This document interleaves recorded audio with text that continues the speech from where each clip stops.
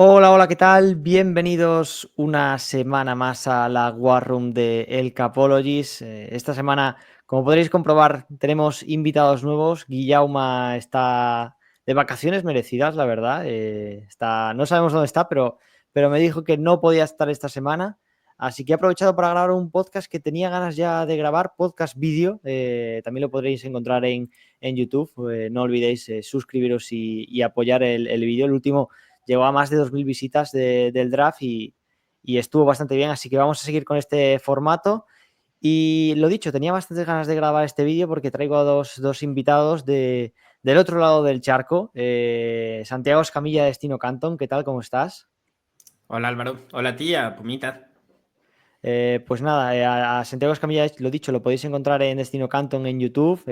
Contenido diario del draft, directos, vídeos de todo tipo. La verdad que es un canal que si no lo conocéis debéis de hacerlo, debéis de echarle un ojo porque el contenido es increíble, sobre todo del draft, de la NFL. Durante todo el año hay contenido, así que echarle un vistazo. Y por otro lado, ya un viejo conocido del draft y del podcast, Pumita, Juanma, ¿qué tal? ¿Cómo estás? Lo podéis encontrar en NFL en Ujadel, sobre todo hablando del draft, ¿qué tal?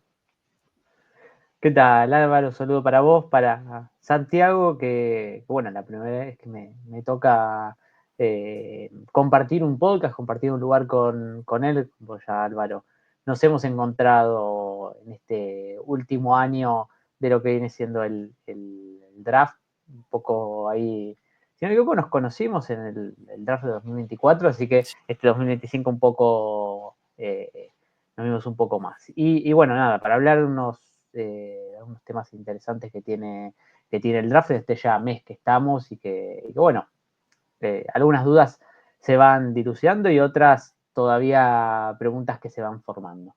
Sí, sobre todo al final, lo que quiero hacer con este tema, ¿no? Esta temática es un poco las reflexiones que nos puede dejar el draft, incluso antes de conocer realmente el destino de cada jugador, de sus primeros snaps en la NFL de todos ellos. Y si queréis, mira, vamos a ir directamente al grano. Vamos a empezar con una pregunta directa que os quiero hacer para generar un poco de reflexión y de debate entre los tres, que es si Cam Ward es realmente lo que buscan los Titans o es una obligación el hecho de tener que tomar a Cam Ward con el pick número 1 del draft. No sé qué pensáis, cualquiera de los dos que quiera empezar con ello. Si querés arrancamos, Santi. A ver, la forma en la que yo lo veo es que tienes que estar convencido de que Cam Ward, con el estilo con el que juega, puede ser la respuesta a largo plazo. Y énfasis en la parte del estilo, ¿no? Porque Cam Ward es un mariscal de campo que es un playmaker que genera muchas jugadas grandes, pero con eso vienen también los errores. Tiene muchos balones sueltos, muchas intercepciones. Entonces tienes que estar cómodo con esa parte, con que vas a elegir un mariscal de campo que va a regalar muchas capturas, muchas intercepciones para conseguir jugadas grandes y probablemente en su primera temporada va a tener que aprender un poquito a balancear esa parte. Si estás dispuesto a serle paciente en ese sentido en su desarrollo desde el principio y crees que puede ser la respuesta a largo plazo, entonces el valor de tener un mariscal de campo franquicia es demasiado alto como para dejarlo pasar. Pero si no estás convencido de eso, o así como Callahan el año pasado se volvió loco cuando Will Lewis cometía errores estúpidos y lo mandó a la banca, si eso va a suceder con Cam Ward, déjalo pasar y toma a Travis Hunter. No fuerces la necesidad solo porque hay un mariscal de campo medianamente talentoso que crees que podrías elegir en ese rango. Sí, a ver, yo creo que Ward puede ser la marca de una franquicia, la cara de una franquicia, mejor dicho, pero creo que los Titans están en una situación en la cual es la única opción al final. No estamos como en otros años en donde había más opciones, yendo, por ejemplo, el año que el pick número 1 fue Joe Burrow, o al final había otras opciones entre Herbert y Tua, después uno podía estar más o menos de acuerdo, pero uno podía, el equipo, el que tiene el pick número 1 podía elegir. El año pasado pasó lo similar con Caleb Williams, con Jaden Daniels y May también ahí en la discusión. Entonces, cuando hay, bueno, Bryce Young y Stroke, cuando hay dos, tres opciones que pueden ser el número 1, creo que el equipo está un poco más cómodo para elegir, para scoutear. En esta situación los Titans, medio que esta era la única opción, si querían ir por un quarterback, obviamente como dijo Santi, ahí puede, pero todavía no hay ninguna decisión tomada. Yo le desconfío hasta no ver que esté el pick hecho. Pero lo importante acá, lo clave acá me parece que es que los Titans están ante su única opción. Entonces, eso fuerza un poco las cosas. Creo que lo que digo, Callahan le hubiese gustado como todo como todo mente ofensiva, le hubiese gustado poder elegir su quarterback y no tener que ir con la única opción, que lo que digo, no sé si es su favorito dentro de los tipos de quarterbacks, pero Cam Ward, por lo menos yo hoy en día veo que es el único que puede tener ese rol de cara de una franquicia, que tome las presiones, que tome todos los flashes que lleva el ser el quarterback de una franquicia.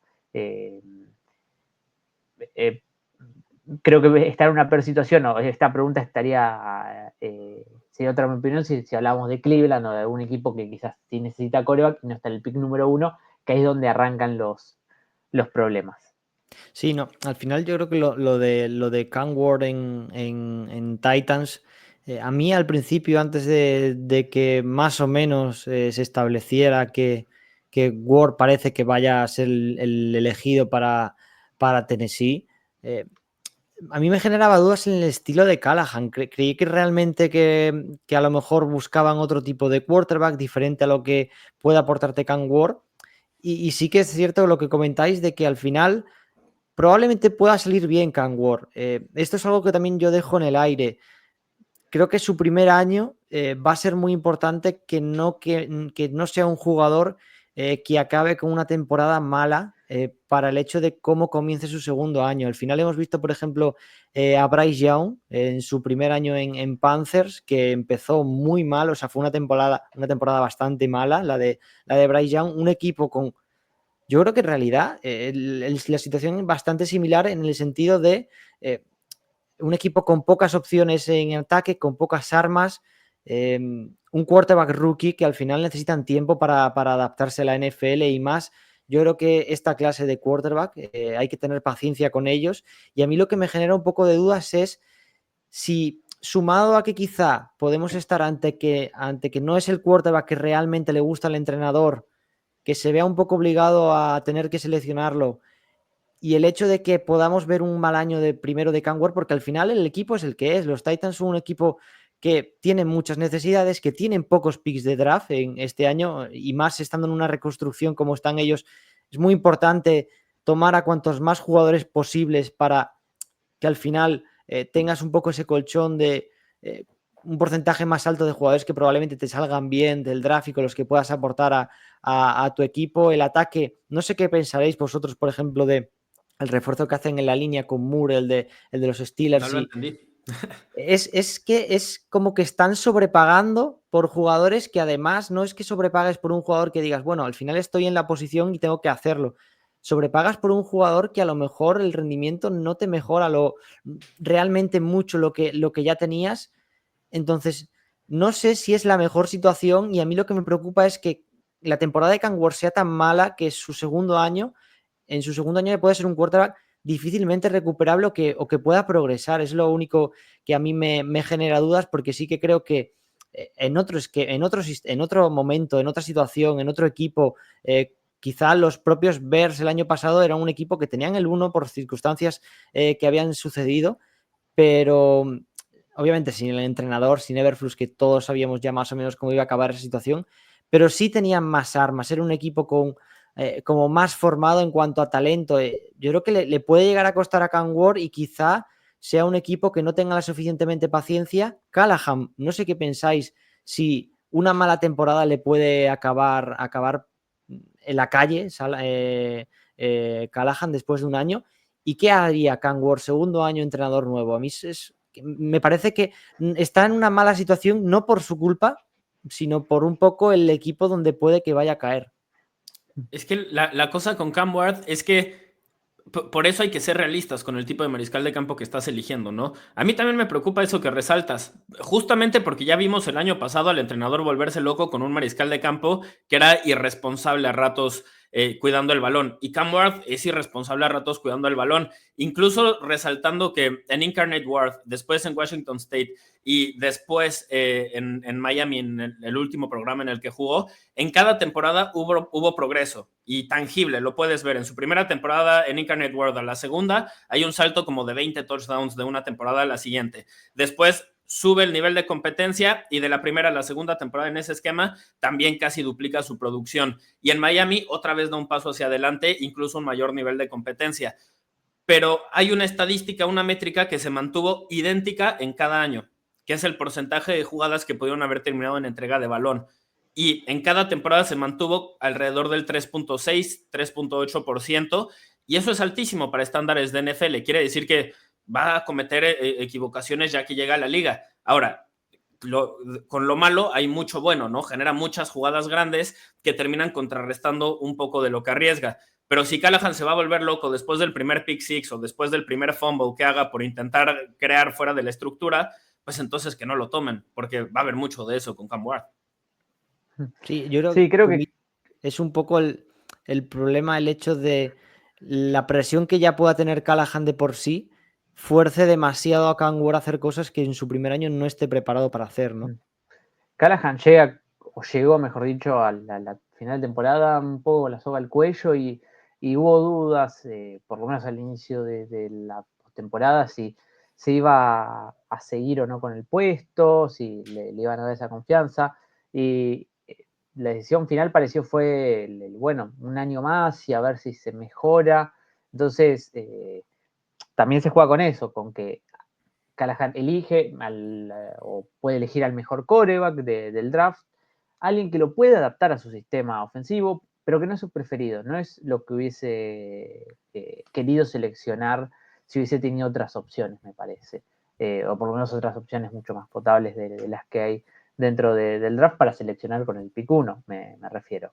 Entonces, esa combinación de un head coach con la soga al cuello y un quarterback que quizás hay que tenerle más paciencia que apurarlo, pueden terminar siendo un mal resultado. Que a ver, igualmente, si Cam Ward tiene una gran cantidad de touchdowns o tiene eh, un juego que ilusione a Titans, me parece que el tema de las intercepciones, el tema de errores, es algo que quizás yo creo que se lo van a perdonar, o se lo va a perdonar mucho más, por un tema de que los Titans están, hace un par de años ya te diría, entrando en esa nebulosa de ilusionarse con pocas cosas y con hace tiempo que creo que no se ilusionan con un quarterback. Entonces, tener a alguien que sea tu imagen de alguien que vos puedas venderlo como imagen de la franquicia, se lo van a dar más los tonos que las intercepciones. El problema es si esas intercepciones se mantienen en el segundo año, por ejemplo, o si no puede volverse un equipo competitivo.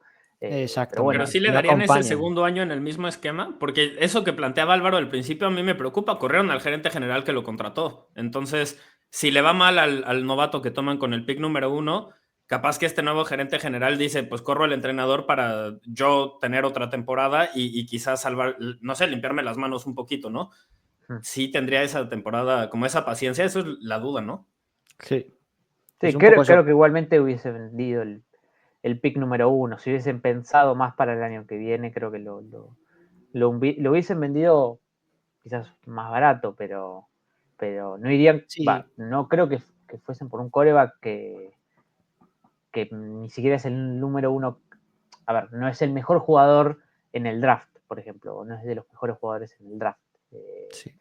Yo creo que el pick lo hubiesen vendido y por ahí pensar para el año que viene de tener más picks de primera ronda y de ser necesario subir o lo que sea para quedarte con el quarterback que vos querés como general manager y que tu head coach que contrataste también quiere. Sí, me parece bien. Mira, os voy a soltar otra que viene un poco en relación directa y es ¿cuántos quarterbacks dentro de 2 temporadas, o sea, 2 temporadas completas, la que viene, la siguiente, en el tercer año de los quarterbacks de este draft, cuántos creéis que son titulares? O sea, reflexión directa de vamos a pensar un poco, porque estamos en una clase en la que ya es complicado, ¿no? Ver desde un inicio 2, 3 quarterbacks, incluso que puedan ser titulares desde un inicio en la temporada.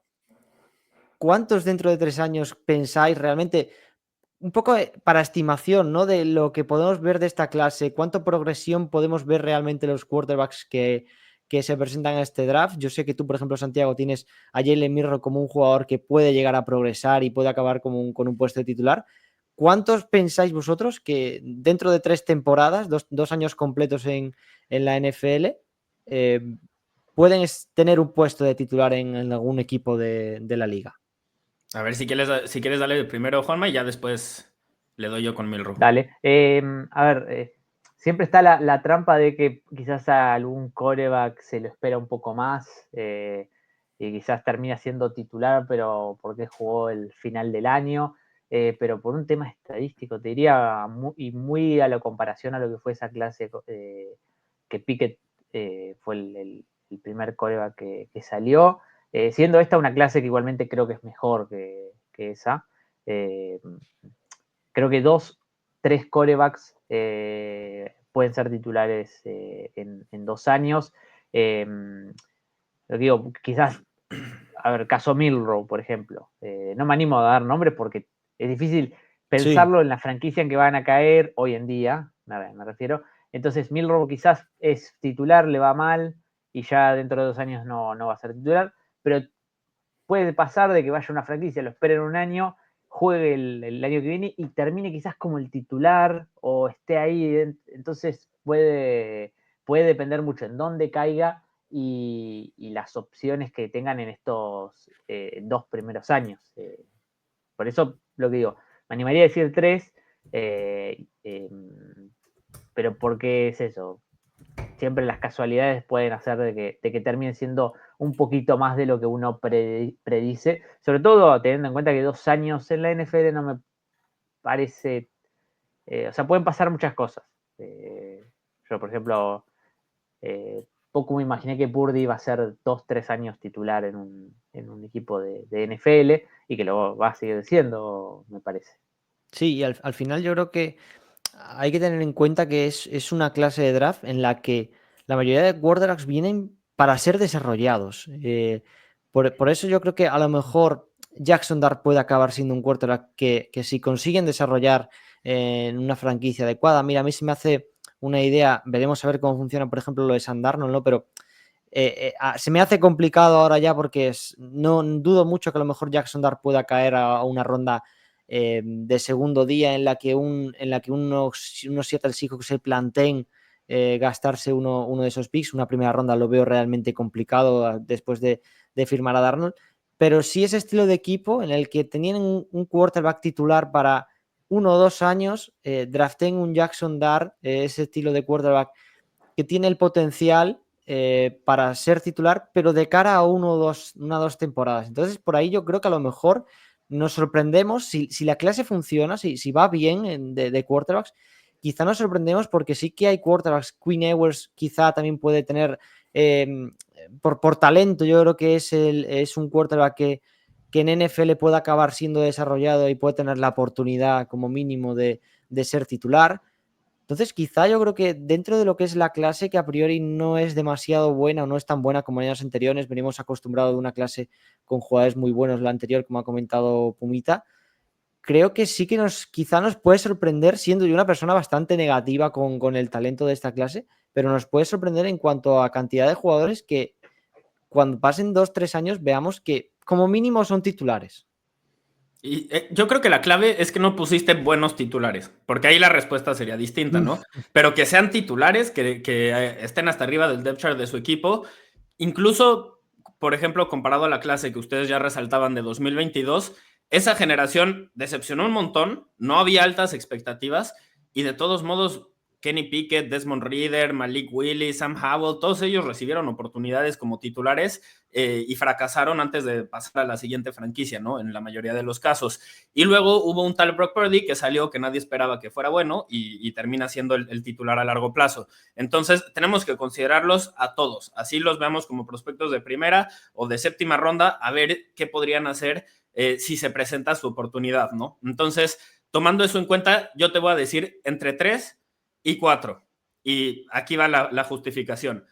Cam Ward va a ser el pick número 1. Entonces yo creo que le van a dar por lo menos 2 temporadas en las cuales, sin importar qué suceda, va a estar peleando por el puesto como titular. Piensen en Anthony Richardson, que ha fracasado desde que llegó a la NFL, y 2 años después va a estar compitiendo con Daniel Jones a ver si va a ser titular. Él entraría como un sí en este momento si lo evaluáramos con estos parámetros, ¿no? Y Santiago, probablemente sí, 2 años, incluso 3, 4, a lo mejor, si los 2 primeros años son muy malos, ¿vale? Pongámonos en situación de que los 2 primeros años son muy malos. Es un jugador que probablemente salga traspasado y en otro equipo, como mínimo, le den la oportunidad de pelear por el puesto. Claro, sí. Entonces, yo creo que él estaría ahí. Ser el pick número 1 te asegura mucho, sí. Shedeur Sanders, si fracasa o algo así, va a llegar su papá. Y entonces yo creo que ahí también posiblemente lo mantienen como titular, incluso si no juega bien, porque no creo que su papá lo banque, intentaría hacer que funcione, ¿no? Así que yo estoy haciendo un poquito de trampa y poniendo a Shedeur también.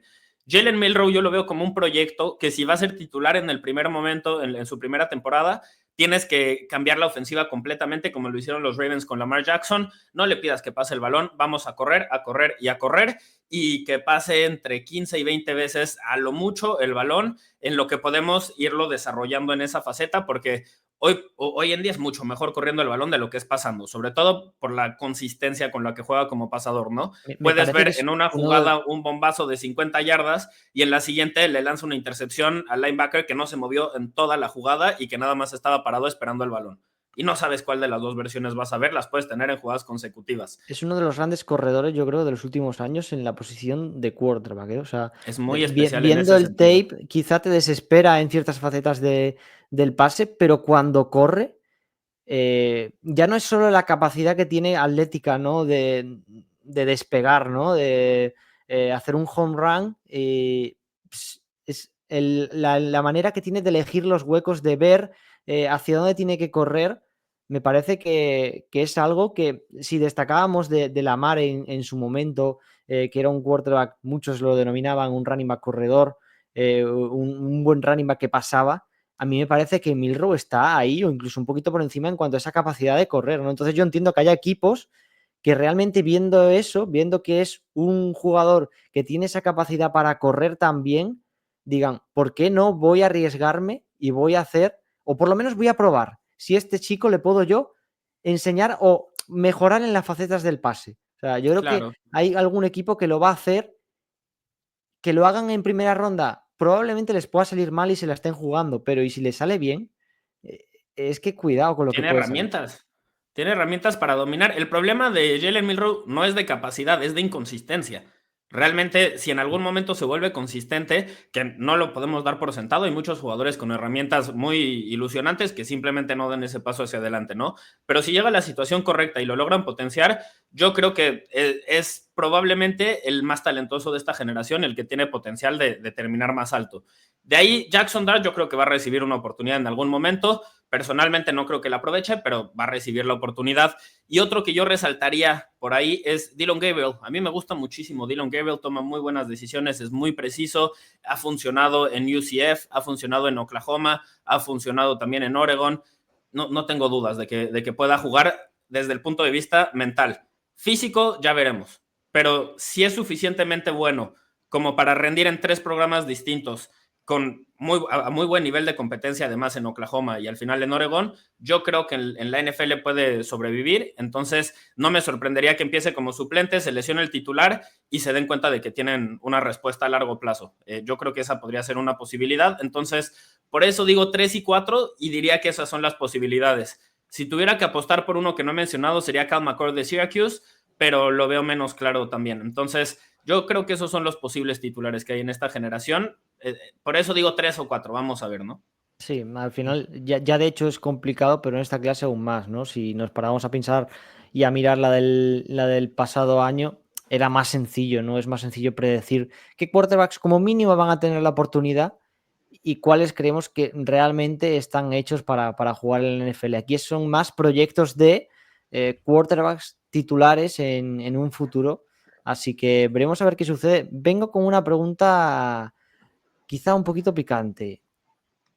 ¿Va a jugar Travis Hunter? O por lo menos, no el hecho de que vaya a jugar en las dos posiciones, creo que está por descontado que como mínimo va a tener un rol claro en una de las dos y paquetes defensivos o ofensivos, dependiendo de cuál sea su posición principal en la NFL. Pero mi pregunta es, y la reflexión que quiero hacer es, ¿puede ser que haya algún equipo o el equipo que lo draftee? Se está hablando mucho últimamente de que van a ser los Cleveland Browns, de que como mínimo al inicio le den la oportunidad o se piensen, porque a mí esto es algo que realmente no pienso, pero escuchando a Travis Hunter en estas últimas semanas, me genera la duda. Travis Hunter está convencido de que va a jugar en los dos lados al igual que Colorado. ¿Creéis que hay algún equipo o el equipo, en este caso imaginemos que es Cleveland, que le va a permitir tomar el rol que tenía en Colorado de tienes los snaps que quieras en ambos lados del campo? ¿Creéis que como mínimo lo van a probar? Tendrías que, ¿no? Sí. A ver, yo justo en Redshirt Podcast lo hablamos hace poco, el tema de Travis Hunter y qué tanto va a jugar en los dos lados, en las dos unidades. Algo clave que hay que mencionar de Travis Hunter es la inteligencia que tiene él para vender una marca, para venderse a él como una marca. Es un jugador, es una persona bastante inteligente para el negocio y el negocio creo que si los equipos son, o el equipo que lo elige es lo suficientemente inteligente, es usarlo en las dos unidades. No te digo el 100% de los snaps en los dos, pero desarrollarlo, utilizarlo como cornerback. A ver, es difícil que juegue el 100% de los snaps en las dos unidades porque es difícil que entrene con las dos unidades, se entrenan en el mismo momento, no tiene que estar en un lugar, tiene que estar en una unidad, se tiene que entrenar con una unidad, por un tema físico no va a poder estar con las dos. Y el segundo tema es el tema de aprenderse un playbook, más allá de lo que menciono que es una persona súper inteligente y que entiende muy bien lo que se mueve en el deporte. Al mismo tiempo, hay un tema justamente de tiempos que le hacen imposible aprenderse los dos playbooks completos, además para estar el 100% de los snaps de uno y el 100% de los snaps de otro. Me parece que desarrollarlo, utilizarlo como cornerback, ahí sí el 100% de los snaps, y utilizarlo para ciertas jugadas, tenerle jugadas donde él vaya a estar en campo, quizás no sea el que recibe el balón, pero que esté en el campo, que haga cierta ruta, pero que no esté el 100% de los snaps, creo que sobre todo para el primer y segundo año podría ser clave. Después quizás se termina aprendiendo el playbook ofensivo y lo pueden poner más, pero es alguien que como todavía necesita refinarse como receptor, va a tener que trabajar también su corrido de rutas, va a tener que trabajar con la unidad de receptores y eso va a hacer que no pueda estar en los dos lugares. Por eso digo que el rol de Colorado, que es jugar 100 y 100, lo veo imposible, pero no por un tema de que él no sea capaz o que un equipo quiera nada más utilizarlo en una, sino por un tema de tiempos y un tema físico, de entrenamientos, de no poder estar con las dos unidades. Pero no tengo lugar a dudas de que si el equipo, el equipo que lo seleccione es inteligente, primero lo va a dejar a él lo tiene que dejar a él divertirse jugando a las dos unidades. Y segundo, él es algo que no solamente lo hace para divertirse, sino también lo hace por un tema de negocio. Sabe que es su marca registrada. Sí, obviamente.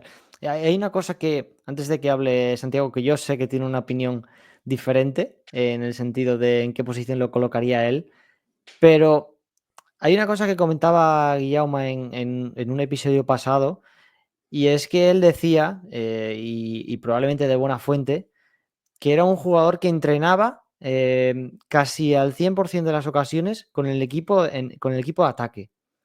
Lo cual a mí, por una parte, me deja dudas, no con él, en ningún momento con él, sino con el staff de Colorado, en el sentido de quizá estamos ante un jugador mejor incluso de lo que hemos visto, porque no creo o no parece que Colorado sea un equipo que le haya ayudado a progresar, sino que es él el que ha progresado. Y creo que en la NFL, con un staff más profesional, creo yo, que el de Deion Sanders, que a mí me parece que todavía tiene mucho por mejorar, pero bueno, eso es otro tema, ¿no? El staff que rodea a Deion Sanders. En una NFL en la que todo es más profesional, creo que podemos estar ante un mejor jugador del que ya vemos que hay mucho talento en él, pero el hecho de que esté jugando o de que haya entrenado prácticamente el 90% de las ocasiones con el ataque, me genera como un poco de expectativas de... Es un jugador que en defensa el backpedal que tiene es bastante malo. Es algo que no se le ha enseñado porque es algo que realmente se aprende. O sea, hay condiciones atléticas que tiene Travis Hunter que o las tienes o no las tienes, pero ese tipo de técnica se aprende. Y wow, o sea, a mí me genera mucha expectación porque son cosas que puede mejorar y convertirle aún en mejor jugador en defensa, mejor jugador en ataque, que pueda aprender a correr mejor las rutas. No sé tú qué piensas, Santiago, pero creo que incluso ya dentro de esta reflexión me genera como otra reflexión, ¿no? De, ¿realmente existe un techo para Travis Hunter? ¿Hemos visto el tope de esta es la calidad que tiene? No hay más. Yo creo que realmente no conocemos dónde está el límite de Travis Hunter, tanto como receptor como cornerback. En eso estoy de acuerdo, porque no se ha especializado en ninguna, ¿no? Entonces todavía está como en una parte más superficial en ambas. Aquí hay dos elementos del contexto que me gustaría traer a la discusión. La primera es que Deion Sanders, cuando llega con el equipo de Colorado, tiene una rotación impresionante de jugadores, ¿no? Esencialmente, todos los que estaban les dice adiós, no me interesa seguir contigo, yo traigo a mi hijo, traigo a mi Travis Hunter que es como mi hijo, traigo al otro que es como hijo adoptado, pero pues ni modo, le tenemos que poner el nombre que es Shiloh, pero realmente él buscaba empezar la cultura desde cero, cambiarla y traer a jugadores nuevos. Entonces sacó a una cantidad ridícula de jugadores que estaban anteriormente y trajo a muchos otros en el portal de transferencias. ¿Y eso qué quiere decir? Que la rotación de jugadores que hubo no les permitía tener una profundidad en cuanto al esquema muy importante, porque todos estaban aprendiendo el esquema, entonces no tenías al veterano que ya supiera lo que estaba pasando, fuera de Shedeur Sanders en el lado ofensivo y Travis Hunter que lo hacía en ambos lados. De lo que tengo entendido es que ya que como que el plan era que Travis Hunter estuviera en las juntas de posición en el lado defensivo, prácticamente todo el tiempo.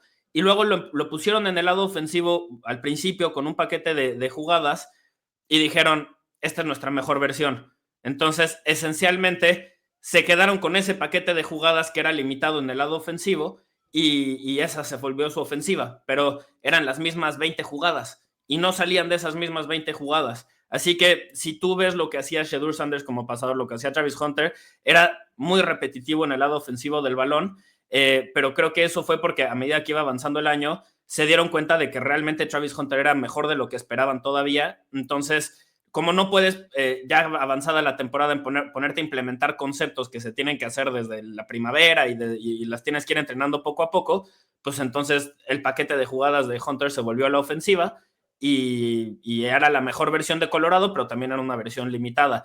Así que estoy de acuerdo con Álvaro en el sentido de que no hemos visto lo mejor de él, porque de inicio no hacía algo muy básico que es ir a las juntas de su posición y luego entrenar con los de su posición. O sea, hacía un poquito de todo, se dividía. Y pues sí, obviamente no te puedes especializar así, no hay suficientes horas en el día, por más que él diga que sí. Yo, un poquito, como había dicho Juanma, pues que intenten los dos lados, ¿no? Porque es demasiado bueno en los dos lados. Vamos a ver si tenemos al Shohei Ohtani de la NFL y capaz que sí.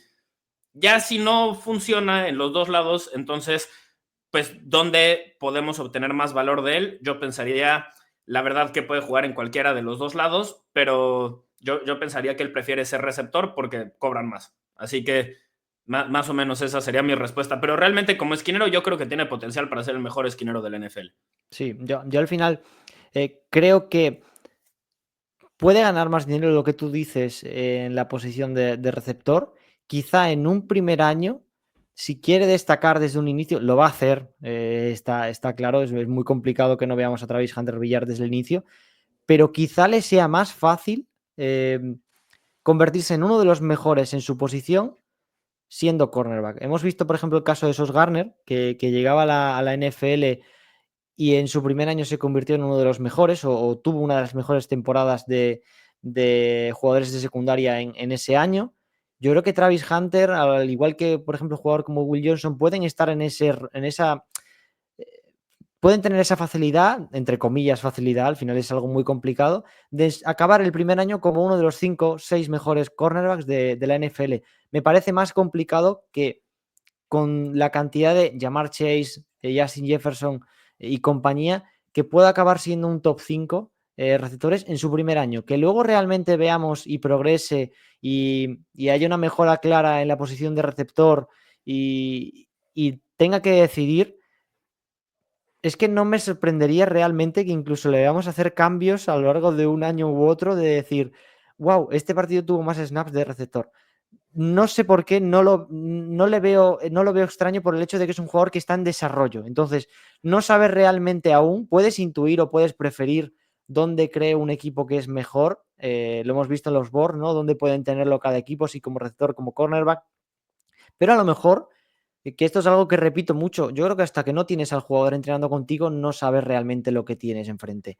Entonces, a lo mejor tiene un equipo, los Browns lo draftean, pongámonos que lo draftean como receptor y dicen, ah, no, este chico es un cornerback. O el caso contrario, yo creo que podemos estar viendo un jugador en constante evolución que no sepamos realmente qué es, porque puede llegar a ser muy especial en cualquiera de los dos lados y muchas veces y pueden llegar incluso a jugar al despiste con los equipos de tener un arma que no tiene nadie más en la liga y que pueda ser diferencial para el equipo que lo seleccione. Así que veremos a ver qué pasa con Travis Hunter. Sin duda va a ser, y es lo que decía Pumita, llega a la NFL y es instantáneamente una marca de la NFL, al igual que lo es Mahomes con su marca, Travis Hunter es su marca, Adidas, la propia imagen lo firma ya incluso antes del propio draft, se le convierte en una de las marcas de Adidas a nivel deportivo, fuera de incluso de los propios Estados Unidos, lo cual es complicado hacerlo para un jugador de la NFL que incluso ni siquiera ha debutado. O sea, estamos hablando del potencial que tiene para ser una superestrella en la NFL y como un jugador diferente a lo que estamos acostumbrados a ver. Así que veremos a ver qué depara Travis Hunter.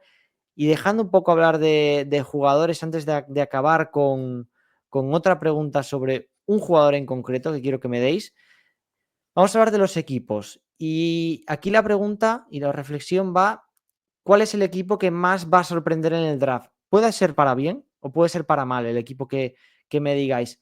Yo tengo claro que van a ser los Jaguars. Me parece que la llegada de Gladstone a Jacksonville es un acierto total, que quizá nos va a sorprender con los picks que va a hacer, porque a lo mejor esperamos, pongámonos en el caso, ¿no? Al final yo creo que podemos estar ante una situación en la que a los Jacksonville Jaguars les caiga, por ejemplo, Mason Graham y podría ser un pick increíble, maravilloso, que muchos de nosotros quizá haríamos, pero quizá, ¿quién te dice a ti que Gladstone no decide ir a por Tyler Warren? ¿Por qué no? O sea, me parece que es el típico general manager joven que tiene mucha personalidad, que todo lo que se habla de él es muy, muy bueno, que quizá no piense igual que nosotros y eso al final le hace en muchas ocasiones mejor, que es por lo que está ahí trabajando y se ha ganado un puesto, yo creo que de general manager. Así que no sé vosotros qué pensáis, Pumita, si quieres empieza tú. ¿Qué equipo crees tú que va a ser la sorpresa? No el que se vaya a mover más, sino el que más pueda sorprender, quizá. Para bien o para mal, ¿eh? Puede ser un auténtico desastre el equipo que me digas. Espera. Ahí está, ahí está. Ahí Ahora. me desmuteé. Estaba viendo los equipos para más que nada recordar en cuáles que sé que esperar y que quizás no tanto. Jacksonville es una buena opción por un tema de eso, de nuevo general manager, nuevo coach, y que quizás tomen decisiones que uno no esperaría o que quizás no conoce por el desconocimiento a ese tipo de personas dentro de la NFL. También te podría decir algo parecido de los Jets, que también han cambiado ¿Sí? todo su staff y no sé bien para dónde van a ir a apuntar ahora, qué es lo que quieren con su franquicia, por eso no lo termino de descifrar qué van a hacer con el pick, si van a ser más conservadores, si van a ser más arriesgados, entonces también estoy a la espera de eso y me puedo llevar una sorpresa. Y después el otro equipo de Nueva York, los Giants, son un equipo que más allá de tener dos personas que llevan 2 años en el puesto, como su GM y como su head coach, no sé qué esperar en lo que van a hacer con el pick número 3. He leído unas cosas, he leído otras. Entonces, en todo ese despiste realmente puede ser una posibilidad que me sorprendan. Y después me va a sorprender, por ejemplo, que algún equipo suba al top 10, por ejemplo. Me sorprendería eso. No quiero poner un equipo, no se me ocurre cuál, pero me sorprendería que algún equipo suba al top 10, principalmente porque se suele subir por quarterbacks y no se me hace que haya ningún quarterback que valga subir a un pick top 10, por ejemplo. Entonces, ese equipo incógnita lo pongo más por lo que puede hacer más que quién es hoy en día, porque lo que digo, quizás no termine siendo ninguno, pero me sorprendería, por ejemplo, ese movimiento. Yo estoy pensando en otro equipo dentro del top 10, del que siento que prácticamente no se ha hablado en esta temporada baja, en el proceso previo al draft, que son los Saints. Tienen el pick número Lo iba a 9, decir. el nuevo entrenador en jefe que viene de Filadelfia, Kellen Moore, y nosotros podemos pensar que están en una muy mala situación por todos los temas salariales, ¿no? El próximo año, por ejemplo, le tienen que pagar $70 millones a Derek Carr. Es ridículo lo mal que han manejado ese contrato, ¿no? Y en la forma en la que eso los pone contra la espada y la pared. No tienen margen de error porque ya se equivocaron muchísimo y están pagando las consecuencias literalmente. Las están pagando y eso no les permite, en algunos casos, gastar en jugadores para mejorar al equipo. Pero más allá de que nosotros podremos pensar eso, tú ves el grupo de receptores y si está sano, que es un asterisco gigantesco, tiene a Chris Olave, Brandon Cooks, Rashid Shaheed. Está bien, es un buen grupo de receptores. El año pasado tomaron a Talisa Fuaga en la primera ronda. Hace unos años tomaron a Trevor Penning. Penning ha fracasado, pero ellos pueden convencerse de que más o menos ya tienen un entorno que le permita a un mariscal de campo más joven empezar a funcionar. Y entonces yo creo que los Saints son un equipo que no se menciona mucho como posibilidad de tomar mariscal de campo, pero imagínense que toman a un Jackson Dart o que Shedeur Sanders Sky lo toman ellos, no sé, que Jalen Milrow les gusta mucho, algo por el estilo. Yo creo que son un equipo que silenciosamente es candidato para tomar un mariscal de campo en la primera o en la segunda ronda y que si lo hacen, creo que podrían sorprender, ¿no? De la misma forma en la que los Falcons sorprendieron cuando le dan un dineral a Kirk Cousins y después toman a Michael Penix y todos nos quedamos así. Eso iba a decir, digo, ya después de eso no se puede uno esperarse cualquier cosa. Claro, yo creo que aquí es incluso más probable que tomen un mariscal de campo porque veíamos mejor a Kirk Cousins que a Derek Carr. Pero pues son jugadores más o menos del nivel, ¿no? Sobre todo con cómo jugó Cousins el año pasado. Así que yo pensaría que es un equipo que puede convencerse a sí mismo. Obviamente tienen a Kamara, entonces quizás dicen, no, somos equipo de playoffs y le tiramos al mariscal de campo. A ver, la inhabilidad de los Saints de evaluar el talento que tienen en su plantilla en los últimos años es la razón por la cual están aquí, pero sería muy normal que se convenzan a sí mismos otra vez de que pueden competir si toman al mariscal de campo adecuado o algo por el estilo. Sí, yo creo que en otros años quizá sería el equipo claramente candidato. El caso yo creo que del año anterior a subir a por un quarterback. O sea, clarísimamente, porque lo que tú comentabas, tienen al final a un Carr que está de salida en ese equipo, que al final sigue ahí por el contrato que tiene, que le ata a la franquicia de New Orleans. Pero lo que tú dices, es que incluso no me sorprendería que en el propio pick 9 draftearan a Jackson Dart y se quedaran muy tranquilos con el pick si a Kellen Moore realmente le interesa Jackson Dart, Shedeur Sanders, el quarterback que realmente les interese y que se vean cómodos haciéndolo con el pick 9 y que digan, necesito estabilidad, es decir, voy a tener a Carr 1 o 2 años más, mientras tanto desarrollo a ese quarterback que yo confío. Puede la gente no confiar en el quarterback, pero si el entrenador lo hace, es decisión suya y del general manager. Y puedes tenerlo aguantar un año ahí, desarrollarlo, probarlo, que te funciona muy bien, perfecto. Tienes un programa que va a evolucionar en base a ese quarterback y en base al resto de las piezas que tengas al lado suya.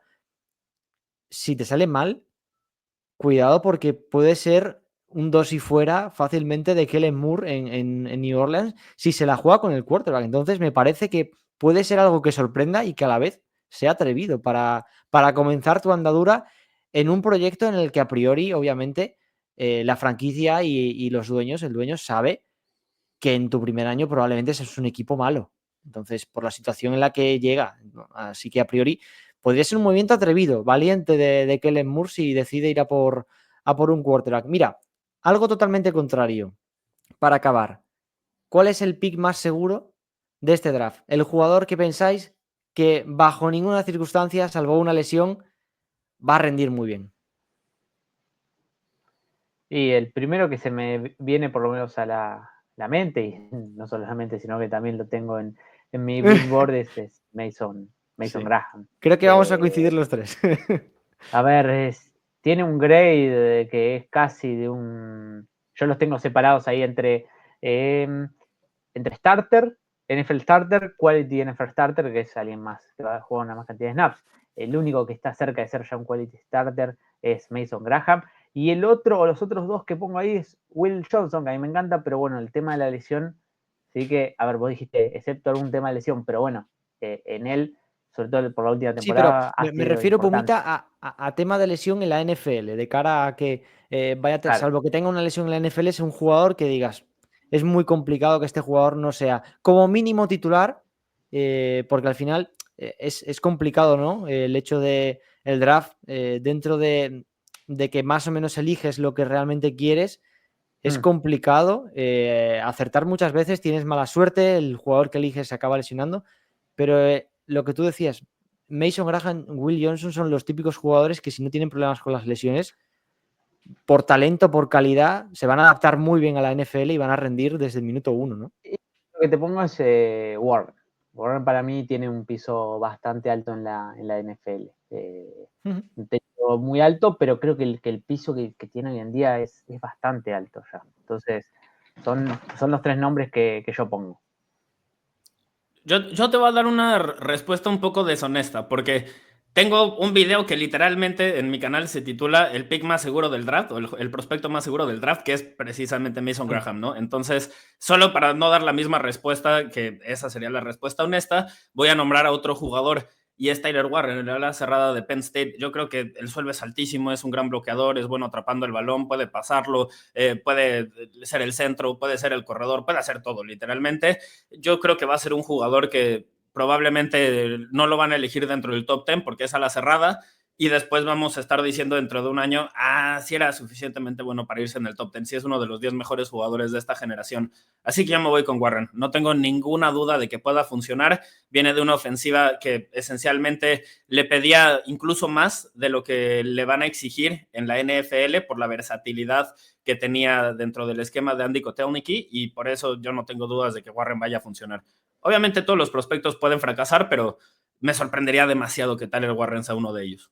Sí, mira, por dar otro nombre después que al final hemos coincidido los tres con el mismo jugador, a mí hay un receptor que quizá no me parezca el que más techo tenga en la NFL en cuanto a potencial. Creo que no va a llegar o es muy complicado que llegue a ser realmente el arma principal de un equipo, pero a mí me parece que Mekhi Egbuka es un jugador pro-ready para la NFL que la mayoría de las cosas las hace bien, es un jugador que corre las rutas bien, que en profundo te puede llegar a ir bien, que para la NFL en un slot moderno te puede dar muchísima producción para un equipo. Se me ocurre últimamente, por la necesidad que tienen los Texans de juntarlo con CJ Stroud, parece que sería un seguro al final, teniendo a Tandel lesionado, Stephon Diggs que se fue. Me parece que es un jugador que te puede aportar mucho en casi cualquier faceta o casi cualquier aspecto que le pidas. Puede bloquear bien, no sé, se me hace muy complicado que además, viniendo de donde viene Ohio State, entrenan Harline, entrenan a los receptores de maravilla, otra cosa no, pero salen muy preparados de cara a la NFL, es simplemente el proceso de adaptación a la liga, al ritmo de la competición. No sé, me parece que dentro de los receptores quizá el más preparado sea él y luego el resto, obviamente quizá Macmillan, los Golden, los Higgins, sean jugadores con un techo quizá más alto, pero la seguridad, el valor que te va a aportar Mekhi Egbuka saliendo a este draft, lo selecciones bien o en la primera o en la segunda ronda, creo que va a ser muy, muy alto. Así que quizá yo creo que lo vamos a dejar por aquí. Dije que iba a durar media hora, 25 minutos. Nos hemos ido a 50 minutos. Siempre nos pasa en cualquier directo. Desde que lo mencionaste, yo dije, qué ingenuo. Voy a empezar a decir más tiempo del que realmente luego pensamos que es. Así que un placer, Santiago, un placer, Pumita. Gracias por acompañarme. Creo que ha quedado un buen programa, buen podcast para la gente que lo esté escuchando en formato audio. Recordamos que también lo pueden ver en formato vídeo en YouTube. Así que nada, muchas gracias a los dos y nos vemos en la próxima. Chao.